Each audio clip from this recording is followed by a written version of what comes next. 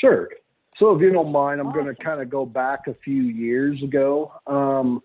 Yeah. As I became more public with social media posts and what I do, I think we can all kind of relate to this. I know that a lot of the major networks, a lot of these producers have reached out to a lot of us. A lot of us are knowledgeable. We have our own little niche. You know, we have our own information, our own secret locations and knowledge. So I had, starting in 2015, I had a lot of producers actually reach out to me and my team as my team was growing. There were a lot of ideas thrown out there. I can't even tell you how many teaser trailers I've done. I kind of lost track. You know, I was, you know, after a while, everything that I've done, I started noticing something that really bothered me. And the entertainment business is a pretty cutthroat. I will be blunt and honest with everybody right now. The Travel Channel, the History Channel, we all watch. If you like adventure, if you like treasure hunting, we all like that kind of stuff. I would like to say publicly, and who knows, maybe one of these producers will come after me for saying this, but it is very cutthroat. There are a lot of shows where, you know, people like me who have worked hard on this information, we share it in hopes that we'll get some publicity, get maybe a little bit of camera time, you know what I mean? And I have had my fair share. I was with Chris Jericho on the Travel Channel. You know, that was a lot of fun. I've worked with the Curse of Oak Island, Beyond Curse of Oak Island, Mystery of Blind Frog Ranch. I actually have a lot of inside information because I've worked with a lot of these TV shows. But I was starting to notice after about 2 years, once oh, wow, this is so cool. I might be on TV. I might get my own show. Once that wore off, I started realizing that even bigger shows than what I just mentioned to you were reaching out to me. And then 6 months later, I'm noticing that some of these shows that have millions of viewers, all of a sudden they're doing a whole episode on the information I gave them 6 months ago. And this, I'm kind of secretive of what I know. And I try to be careful with what I tell people. I try to protect lost history. I try to, not only that, but after a while, some people kind of look at me and go, you know, you think you have a lot of stories. Are these real or not? So I try to be a little bit careful. But when I started seeing some of these major networks were showing my information on television and then putting a known face in front of it so they get more popularity and more views, that really bothered me. And so since then, I have not accepted a lot of airtime with these TV shows, but I have been working behind the scenes with them to where I'm advising them on certain things and, you know, things like that. And it was about 2 years ago. Sean, he's in my team of Uncharted Expedition. Me and him started talking. He's been with me for about 8 or 9 years. And we started talking about, hey, what happens if we do our own? It might not be as good as some of these other TV shows, but we have a lot of experience. We've worked with the networks. We're the ones that are putting out, you know, 10% of these stories are ours anyways. So why don't we go out and do our own thing? And that's what Uncharted Expedition web series is all about. We just launched our first episode last Friday. And the next episode 2, is coming up this Friday. But these stories are unscripted, and they're real stories that we're going after. We're not making things up. We're not planting things. We're not stealing information from anybody else. This is actually our information, our knowledge, and our passion that's being put into these TV shows. So that being said, I hope everybody likes them. I hope they're entertaining. And, you know, I really hope that people get something out of it, if that's what makes sense, because that's what we're trying to do. No more bull crap. No more planting a treasure, you know, underneath the ground and pretend that you found it on TV. That does happen. That definitely happens. With our show, this is real people, real stories, real emotions, real treasures that we're going after. That's awesome. That's why I really loved working with you, and some of the same reasons why I started doing my own production thing as well, because it's basically the same exact reasons. I mean, you and I talked about this when we had worked together in the summer. But there is a lot of stuff that these TV shows that they do for just to sell the show, basically, but that's what we as real treasure hunters, we want the truth. We want to show it how it really is. We want to show that, sometimes you go out there, you don't find anything. Sometimes you go out there, you get skunked. Sometimes you go out there and you discover other things that can be considered as treasure or whatever you want to call it, but it may not be a tangible, something like gold or silver or something like that. There's, you discover something new in history by some relic or artifact that you find, and, but that is what I think is going to really set your show apart, as well as some of the stuff that I'm working on as well, is set it apart from the TV shows today, like you had talked about, that are already on these adventure programs on our TV.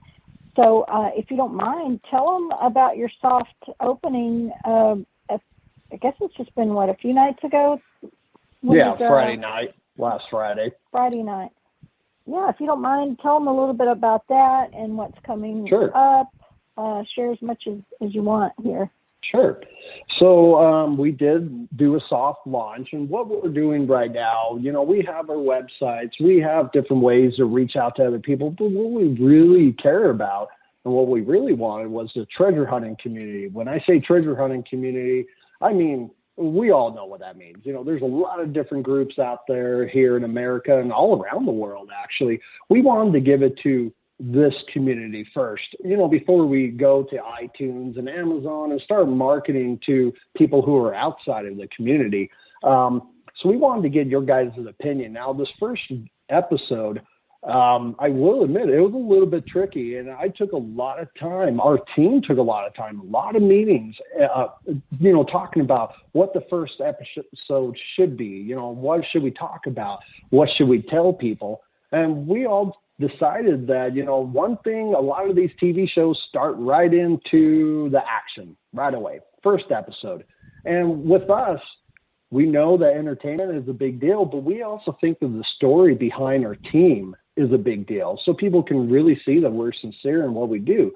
So the first episode was what we saw was a good way to introduce the Uncharted Expedition team. There's quite a few of us.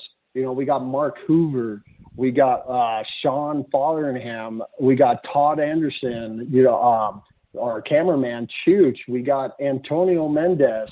This is a pretty big group. And so we wanted to share with everybody who we are, what our personalities are like, and what is driving us to even create this team and go out and do what we do. Because I'll tell you, the bigger your team gets, I do appreciate having a bigger team. It's like I said, power comes in numbers. But to be honest with you, the larger your team is and the more you try to film, produce, the more expensive things are, if that makes sense. So when we take out our team, it's never a cheap weekend bill. We're not just filling up the tank of gas and going out there for the weekend. And that's what we want to show. When you treasure hunt the way we do, it takes a lot of planning, a lot of organizing, a lot of equipment, and a lot of manpower to do what we do. So this first episode is just kind of an inside look to who everybody is. And, like Todd, he's our prospector. He's been mining and treasure hunting for 30 years now. Sean, he comes with a very strong background of construction and being outdoors and things like that. And he's a very knowledgeable guy. Antonio, he was born and raised in Mexico City. He came up here after he was an adult to America, and he became a citizen. He's worked his butt off. but he's bringing information from Mexico that me and him have been talking for years now, and we realize the history that's being taught here in the United States about the Aztecs and the Incas are not what he learned growing up in that area.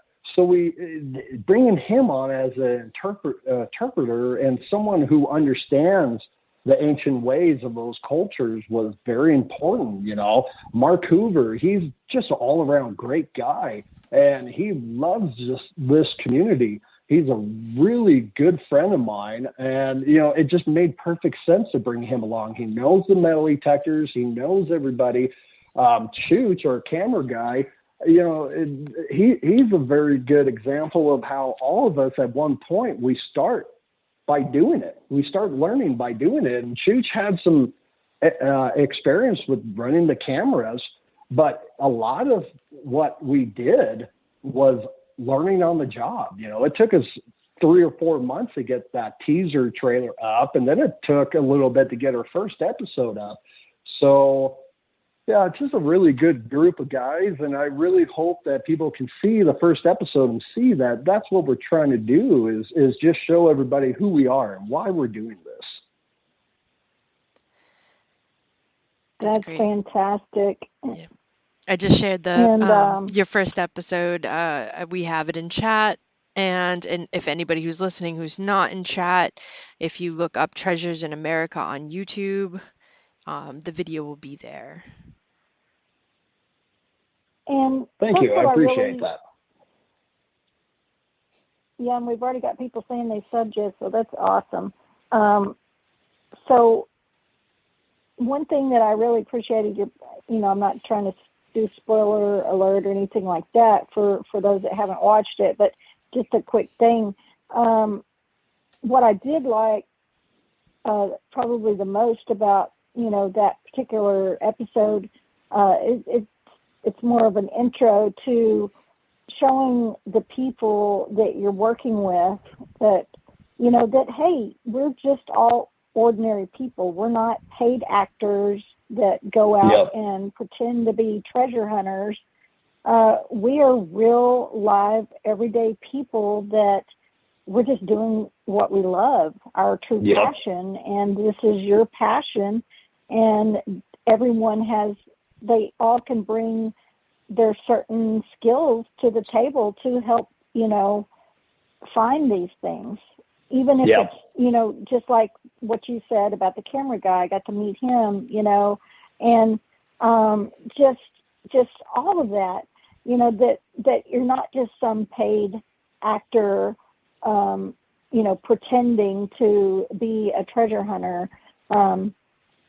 Like you did say, though, it does cost a lot of money to get out and pull all of this together. A lot of people don't realize all of the cost and just to get all the people there together at one time, you know, hotels and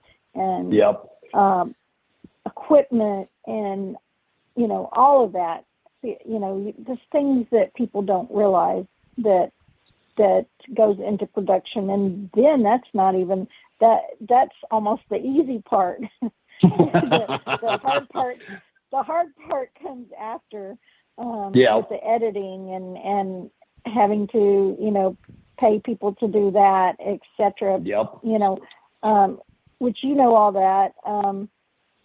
But anyway, just kind of giving people a little bit of, you know, glimpse into that. But anyway, back to what I was really saying is that I do like, you know, that you showed that, hey, we're just a bunch of guys, ordinary people with some special passions and talent, and we're going to go out there and we're going to go find some treasure and have fun while we're doing it. So great job on that. And I'm really looking forward to seeing the next episode. So the next episode is going to be good. I will tell everybody, I'll give a little bit of a teaser. The next episode starts with us out in the field. It feels, you know, it's the same editor, same camera, same crew. So all that's the same. But the second episode starts with us out in the field. So it's going to be it's going to get down to what are we really doing? Where are we